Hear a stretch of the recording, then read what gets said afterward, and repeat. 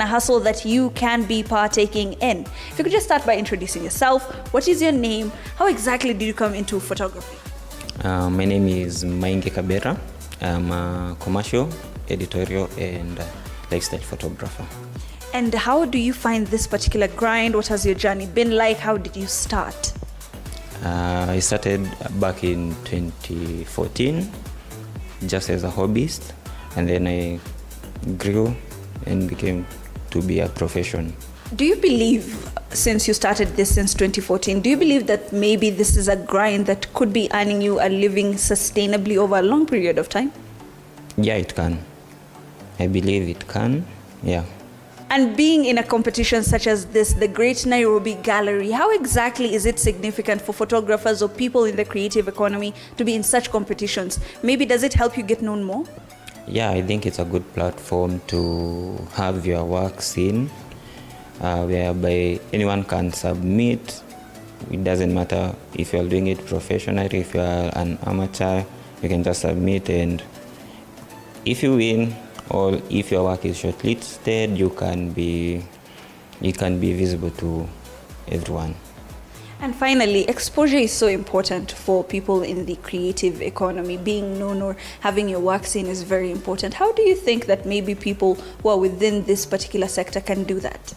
It is important because some of the people making the bookings, they don't necessarily know you, but they can get to know you via exposure, they can get to know you via word of mouth and recommendation. So if you're in the Great Nairobi competition, one can know this was the winner and thus get more bookings from that. Yeah. Any parting shot for photographers or potential photographers? Yeah, keep shooting. Yeah, don't stop. Keep shooting, keep shooting, keep shooting. Even if it's not for commercial, even if it's not paying, just keep shooting. Yeah.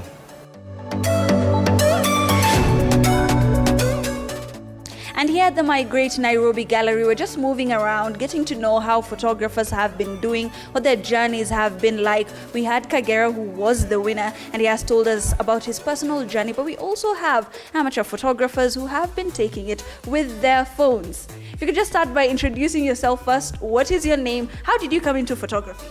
My name is William. Photography is a hobby of mine. I enjoy taking photographs. I enjoy just taking photographs. That's what I enjoy doing. And how exactly did you come into this? Do you believe that this is a hustle within the creative economy that could help people gain or earn a living? Yes, I heard about this through Capital FM. So I had some nice photos on my phone, and I decided to share with Capital FM. And yes, I was able now to win, or not to win, but to take part in this great gallery. And you did take part in this particular gallery. We are seeing some of your work here. If you could just show us, what was the inspiration behind this particular photograph? Well, I was at work. I was just enjoying myself, ready to work, and then there was a bit of rain. And I told myself, hey, let me just look outside the window, see what is happening, and with the rain, because it was a bit sunny. So I took a bit of time and saw, hey, look, wait, there's a rainbow there. And this city is great, and you can see it's covering the expressway. So I took a shot, and then I looked at it from my phone, and I was really impressed by it and decided to share with my Great Nairobi Gallery. And a lot of people wouldn't even know that this is what we call an amateur shot. Personally, I didn't know that this was a photo taken with your phone. Do you believe that with this particular, talent, that a lot of Kenyans, knowing that the unemployment rate is a bit high, do you feel like this could be a way that they could earn a living? Yes, this is a way of earning a living, because I can tell you, I took this as an amateur. It was an instantaneous photo.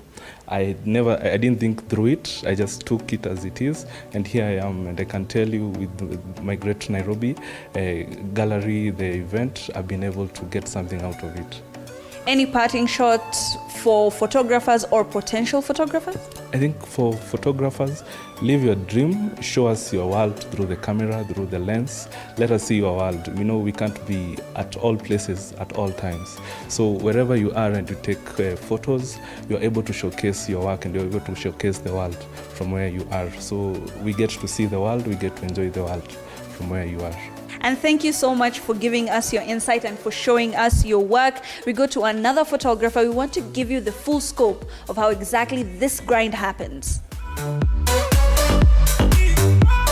And maybe the thing that is holding you back from this particular hustle is the fear of the unknown. How exactly is it important, or how much should you be knowing before you go into this? First, if you could start by introducing yourself, how long have you been in photography, and what is the importance of experience within this particular realm? My name is Mutai Shira.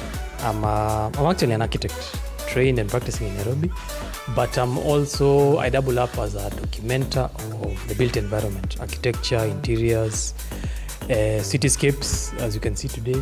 And I've been shooting for 10 years. Yeah, I bought my first camera in 2013, May. So this year marks 10 years since. And as you can tell, 10 years is quite a good time to get the proverbial 10,000 hours. So it's really, you can be good at anything you want to be, as long as you're practicing every day. You're shooting, for me, shooting the stuff that I like. The more I shoot, the better I get at it, better at it. And the better I get at it, the more I'm also able to see that, to have the eye to tell that this is a worthy shot, this is not a worthy shot. So it's basically a matter of just keeping at it, doing, and it doesn't matter by the way what tool you use. We've seen people who've made amazing photos with phones, and it's not because it's a good phone. It's because they know what they're looking for and they're able to find it, and that's why it ends up being a good shot. When it comes to photography, how important is the tool of trade? Say I'm starting out. What exactly are the basics that I should be having? You just need to do it a lot, number one. And number two, the tool doesn't really matter when you're starting out, because you need to know, you need to learn the craft first. You need to know what makes a good shot. You need to know what makes a good composition. You need to know what is good lighting. So if you're able to do that with whatever tool you have, when you get now to the level where you have access to the best tools in the world, that's where now you make stellar images. But you can still make good images with whatever tool you have, as long as you know what you're doing. Yeah. And finally, for up-and-coming photographers, for maybe photographers who have been losing steam as they have been going on, what would be maybe your parting shot or your parting statement? Well, that happens to everyone. You get to a point where you don't think you have enough energy to do it, but just go out and shoot. You never know when that opportunity will strike. You never know when you'll meet that. You're out there shooting and you meet someone who, you're able to collaborate with, is able to open up doors for you. So don't act like it's it's all over. Just go out and shoot. You never know what will be awaiting you out there.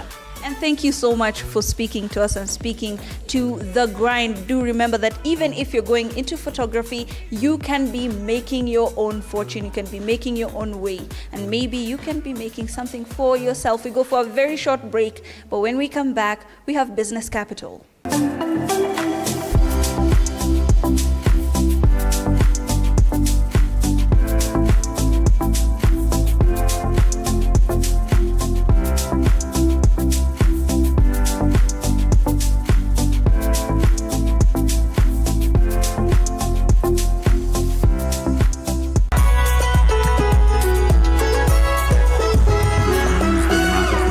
Prevention. The one that hits close to home.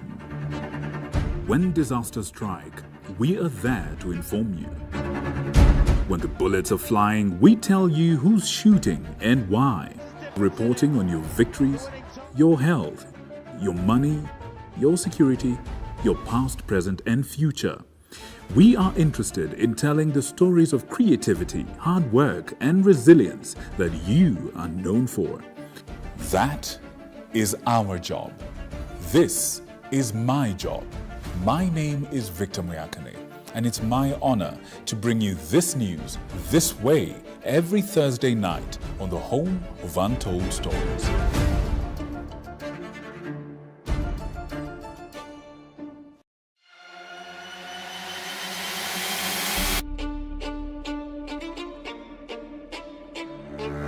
Katika majengo haya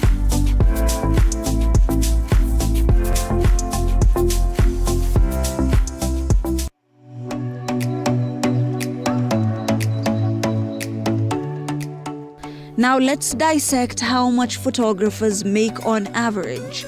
The majority of photographers earn a salary between 18,000 shillings and 83,000 shillings on the higher side per month in the year 2023.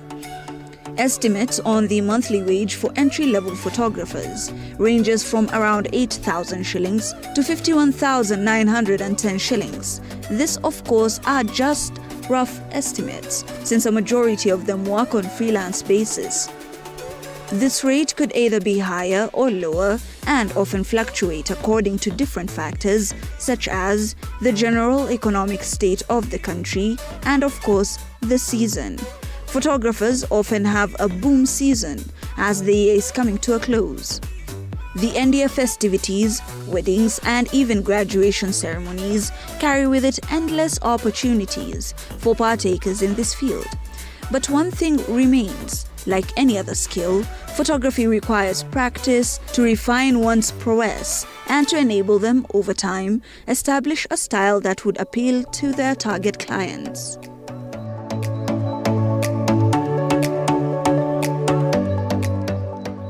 And right from business capital, we take a dive into our expert of the week.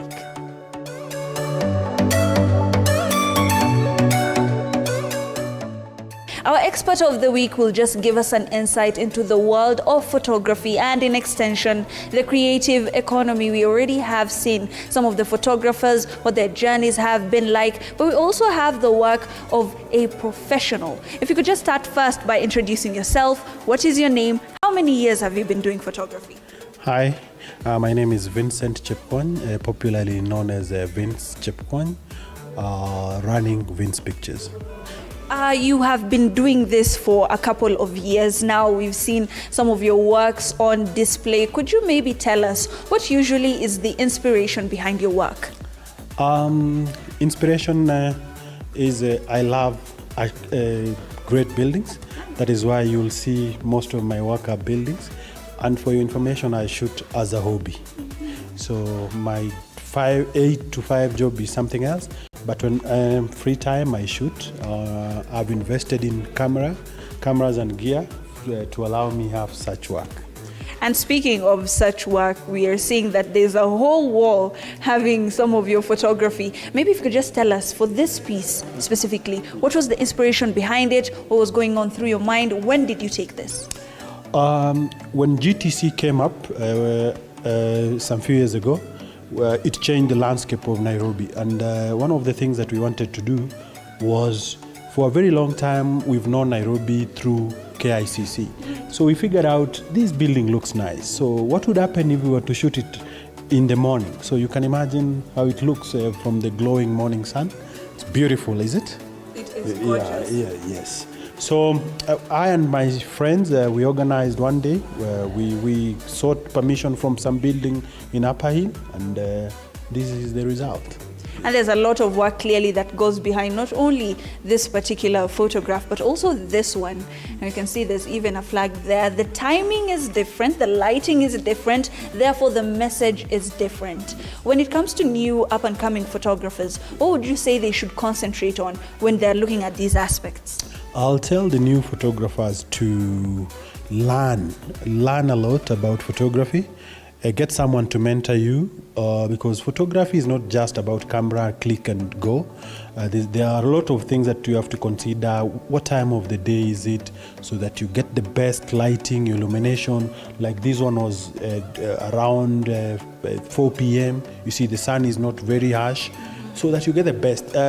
We don't just go out there and shoot. We consider very many things. So I'd wish to tell the young guys coming up to get someone to mentor you, get someone that you know their work, sit down with them. We are willing to teach people. We do not know everything, but somehow we might teach you 1, 2, 3 things. Yes. And for my great Nairobi gallery, we've seen a lot of up-and-coming photographers who even have photographs from their phones, calling them amateur photographers. If you could just tell us, what is the essence or what is the importance of choosing your tool of trade? I'll say being a good photographer, you don't have to have a very expensive camera. With the normal phone, the current phones are very good when it comes to photography.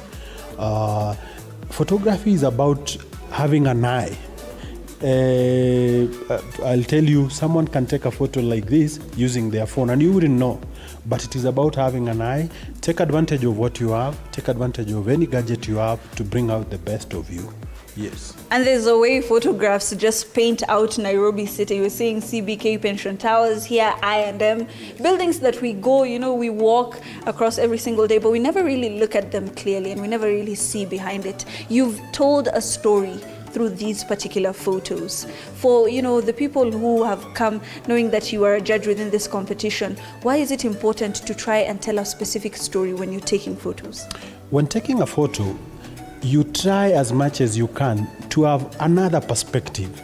Don't just be like every Tom, Dick and Harry and bring us, for example, I'm sure many people have passed through here, but they've never looked at this building the way it is looking.